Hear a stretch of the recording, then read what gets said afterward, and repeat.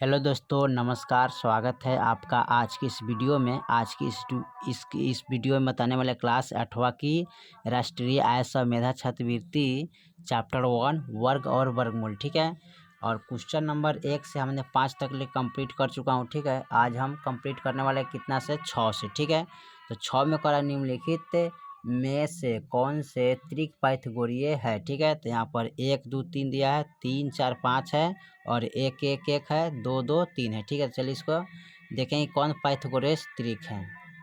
चलिए, तो question number 6 का चारों पॉइंट यहाँ पर नोट कर लिया। इसमें करना है पाइथागोरस त्रिक निकालना है ना। तो पाइथागोरस त्रिक निकालने के लिए सबसे पहले बड़ा मान को लिखते हैं।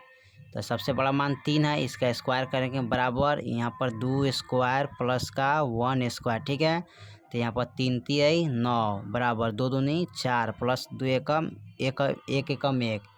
अब इसको जोड़ेंगे 9 बराबर 4 है कितना होता है 5। ठीक है, तो ये क्या है बराबर है 9 5, तो बराबर नहीं है। ठीक है, तो पाइथागोरस त्रिक नहीं होगा, नहीं है। ठीक है, उसके बाद इनको करेंगे तो इसमें सबसे बड़ा मान कौन है कर्ण, यानी सबसे बड़ा जो होता है उसका कर्ण के मान होता है ना। तो इसको 5 लिखेंगे स्क्वायर बराबर, उसके बाद 4 स्क्वायर प्लस का 3 स्क्वायर, इसको लिखेंगे 50 25 बराबर 4 चौका 16 3 3 9। ठीक है, अब जोड़ेंगे तो 25 बराबर ना, तो 9 6 15 1 2 25। ठीक है, तो देखिए 25 के बराबर आ गया, तो ये है। ठीक है, ये पाइथागोरस त्रिक है।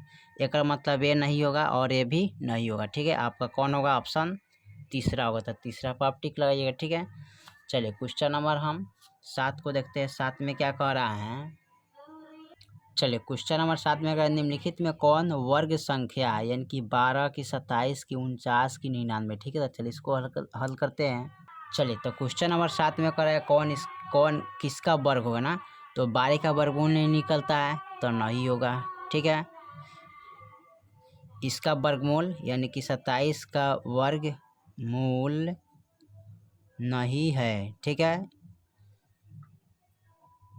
यहाँ पर लिखेंगे वर्गमूल। ठीक है, अब इसका देखिए 49 का वर्गमूल कितना था 7, तो इसका वर्गमूल है, तो यहाँ पर लिखेंगे है। 99 का वर्गमूल नहीं आता तो लिखिएगा वर्गमूल नहीं है। ठीक है, तो ऑप्शन कौन होगा तीसरा आपका सही होगा। ठीक है, 49 का वर्गमूल कितना आता है 7। ठीक है, चलिए अब क्वेश्चन नंबर 8 को देखते हैं। 8 में क्या कह रहा है, चलिए क्वेश्चन नंबर 8 में कह रहा है 0.09 का वर्गमूल कौन होगा। ठीक है, 0.3 होगा कि 0.03 कि 0.003 कि 4 होगा 3 होगा सॉरी। तो यहाँ पर 0.09 का वर्गमूल निकालते हैं। ठीक है, चलिए तो यहाँ पर 0.09 का वर्गमूल निकालेंगे। ठीक है, तो कैसे निकालिएगा, तो सबसे पहले क्या करेंगे इसको लिखेंगे 0.09। ठीक है, इसको इस तरह कर देंगे और उसके बाद जोड़ा लगाते हैं। ठीक है, अब जोड़ा लगा दिए, अब इस 0 से कटाएंगे, 0 से 0 में गुना करेंगे तो 0 हो जाएगा। ठीक है, यहाँ पर 0 0 कैंसिल।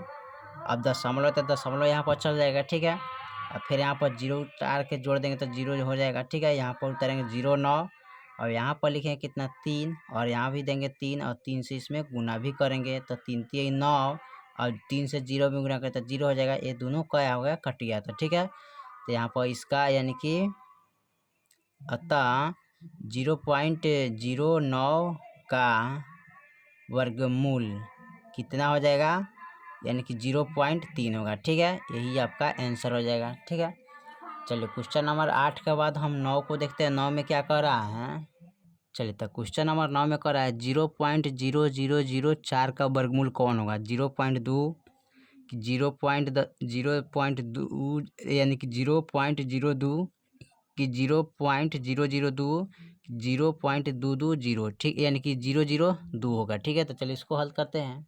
चलिए, तो यहाँ पर हम 0.0004 का वर्गमूल निकालते हैं। तो सबसे पहले क्या करिएगा, इसको हम यहाँ पर लिखें 0.0004 इस तरह कर देते हैं। ठीक है, अब यहाँ पर जोड़ा लगा देते हैं। ठीक है, यहाँ भी जोड़ा लगा देते हैं। अब यहाँ पर 0 है तो इसको हम 0 से पहले ही कटाएंगे, तो यहाँ पर 0 लिखेंगे, यहाँ पर 0 हो जाएगा। ठीक है, 0 0 कट गया, दशमलव यहाँ पर चलाता है। ठीक है, फिर जीरो यहाँ पर उतर जाएगा, फिर यहाँ पर जीरो रखेंगे, ठीक है, जोड़ेंगे तो जीरो हो जाएगा, ठीक है। अब यहाँ पर भी जीरो रखेंगे, यहाँ भी जीरो रखना पड़ेगा, जीरो से गुना भी करना पड़ेगा, तो जीरो जीरो आएगा, तो जीरो जीरो कैंसिल, फिर यहाँ पर उतारेंगे जीरो 4, ठीक है, तो जीरो जीरो। अब यहाँ पर क्या करते हैं, यहाँ पर हम रखते हैं 2, यानी कि 2 रखेंगे और 2 से गुना भी करेंगे, तो 2 रख के 2 से गुना करेंगे, तो 2 दूनी 4 और जीरो, यहाँ भी 2 रखेंगे तो कट गया, ठीक है। तो इसका वर्गमूल कितना आ जाएगा, यानी कि 0.0004 का वर्गमूल कितना आएगा, यानी कि 0.02, यही आपका आंसर हो जाएगा, ठीक है। चलिए अब क्वेश्चन नंबर 10 में देखते हैं, 10 में क्या कह रहा है। चलिए क्वेश्चन नंबर 10 में कह रहा है, इनमें से कौन परमेय संख्या नहीं है, ठीक है, √1, √3, √4, √9, ठीक है। तो चलिए इसको हल कर लेते हैं। चलिए तो √1 इसका वर्ग क्या होता है 1, √3 का वर्ग नहीं होता है तो ये नहीं होगा, √4 का वर्गमूल होता है 2 और इसका वर्गमूल होता है 3, ठीक है। तो यहाँ पर देखिए 1 का भी वर्गमूल 1 होता है, 3 का नहीं निकलता है, 4 का 2 हो गया, 9 का 3 हो गया, ठीक है। तो यहाँ पर जो इसका ऑप्शन होगा कौन, तो इसका जो ऑप्शन है यहाँ पर अपरिभाषित लिख सकते हैं, ठीक है, यानी जिसका नहीं निकलता उसको अपरिभाषित लिखेंगे, ठीक है। और कोई भी संख्या का रूट के अंदर रहता है तो उसका वर्गमूल नहीं पूरा नहीं निकल जाता है, नहीं निकलता है, ठीक है। तो देखिए यहाँ पर, तो यह क्या हो जाएगा अपरिभाषित, ठीक है, इसका आंसर। चले तो इसका 2 अपर में हो जाएगा, ठीक है। ये कहते जिसका वर्गमूल निकल गया ऊपर में, तो इसको लिखेंगे परिमेय, ये हो गया अपरिमेय, इसका वर्गमूल नहीं निकला, ये हो जाएगा परिमेय, ठीक है, ये हो जाएगा परिमेय, ठीक है। तो ये भी परिमेय है, ये भी परिमेय है और ये भी परिमेय, तो आपका अपर में कौन हो जाएगा, ये वाला हो जाएगा, ठीक है। यानी कि √3 का वर्गमूल नहीं निकलता है, जिसका वर्गमूल निकल गया ऊपर में संख्या और जिसका वर्गमूल नहीं निकलता है वो अपर में संख्या, ठीक है।